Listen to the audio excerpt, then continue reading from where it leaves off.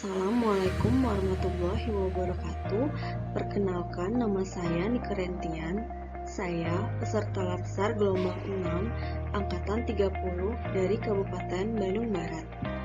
Sekarang saya akan membahas tentang manajemen ASN.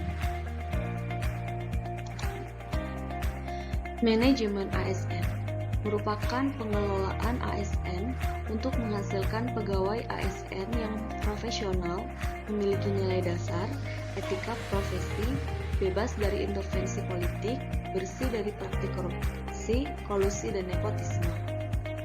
Pegawai ASN dilarang menjadi anggota dan atau pengurus partai politik ini selain untuk menjauhkan birokrasi dari pengaruh partai politik. Hal ini dimaksudkan untuk menjamin keutuhan, kekompakan, dan persatuan ASN, serta dapat memusatkan segala perhatian, pikiran, dan tenaga pada tugas yang dibebankan kepadanya. Berdasarkan jenisnya, pegawai ASN terdiri atas dua. Yang pertama, pegawai negeri sipil atau PNS. PNS merupakan warga negara Indonesia yang memenuhi syarat tertentu, diangkat sebagai pegawai ASN secara tetap oleh pejabat pembina kepegawaian untuk menduduki jabatan pemerintahan dan memiliki nomor induk pegawai secara nasional. Yang kedua, pegawai pemerintah dengan perjanjian kerja PPPK. Nah, P3K ini merupakan warga negara Indonesia yang memenuhi syarat tertentu yang diangkat berdasarkan perjanjian kerja untuk jangka waktu tertentu dalam rangka melaksanakan tugas pemerintahan sesuai dengan kebutuhan instansi pemerintah dan ketentuan perundang-undangan. Kedudukan ASN. Pegawai ASN berkedudukan sebagai unsur aparatur negara yang menjalankan kebijakan yang ditetapkan oleh pimpinan instansi pemerintah, serta harus bebas dari pengaruh dan intervensi semua golongan dan partai politik. Peran ASN sebagai perencana, pelaksana, dan pengawas penyelenggaraan tugas umum pemerintahan dan pembangunan nasional melalui pelaksanaan kebijakan dan pelayanan publik yang profesional, bebas dari intervensi politik, serta bersih dari praktik korupsi, kolusi, dan nepotisme. Lalu, fungsi ASN terdiri dari yang pertama, pelaksana kebijakan publik, di mana ASN harus mengutamakan kepentingan publik dan masyarakat luas, serta mengutamakan pelayanan yang berorientasi pada kepentingan publik. Yang kedua, pelayan publik.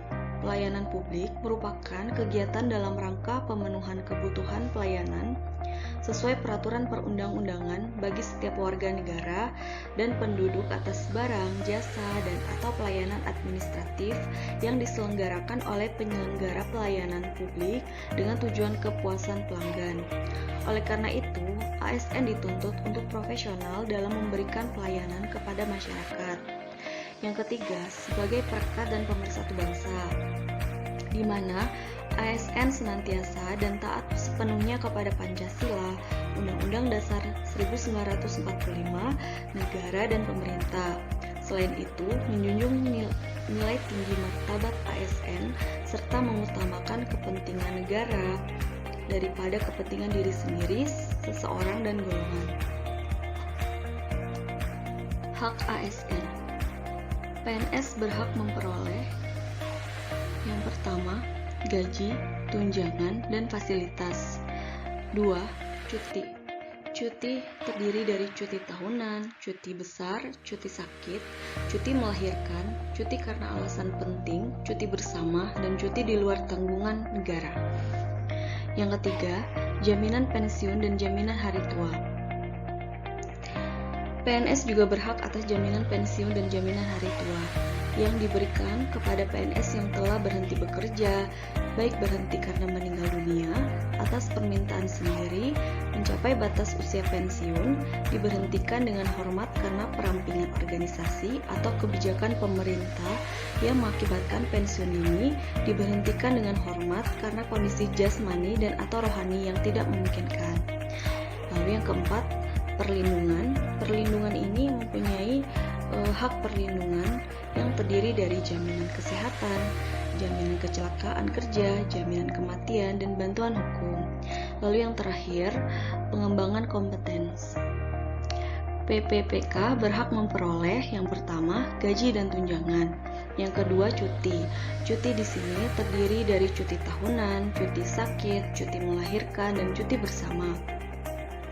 Lalu yang ketiga, ada perlindungan. Di sini hak perlindungan terdiri dari jaminan hari tua, jaminan kesehatan, jaminan kecelakaan kerja, jaminan kematian, dan bantuan hukum. Lalu yang terakhir, pengembangan kompetensi. Kewajiban ASN: setia dan taat pada Pancasila, Undang-Undang Dasar 1945, Negara Kesatuan Republik Indonesia, dan pemerintah yang sah. Menjaga persatuan dan kesatuan bangsa, melaksanakan kebijakan yang dirumuskan pejabat pemerintah yang berwenang, menaati ketentuan peraturan perundang-undangan, melaksanakan tugas kedinasan dengan penuh pengabdian, kejujuran, kesadaran, dan tanggung jawab, menunjukkan integritas dan keteladanan dalam sikap, perilaku, ucapan, dan tindakan kepada setiap orang, baik di dalam maupun di luar kedinasan, menyimpan rahasia jabatan dan hanya dapat mengemukakan rahasia jabatan sesuai dengan ketentuan peraturan perundang-undangan, dan bersedia ditempatkan di seluruh wilayah Negara Kesatuan Republik Indonesia. Kode Etik ASN. Tujuan kode etik dan kode perilaku untuk menjaga martabat dan kehormatan ASN. Fungsi kode etik dan kode perilaku. Yang pertama, sebagai pedoman, panduan birokrasi publik atau aparatur sipil negara dalam menjalankan tugas dan kewenangan agar tindakannya dinilai baik. 2.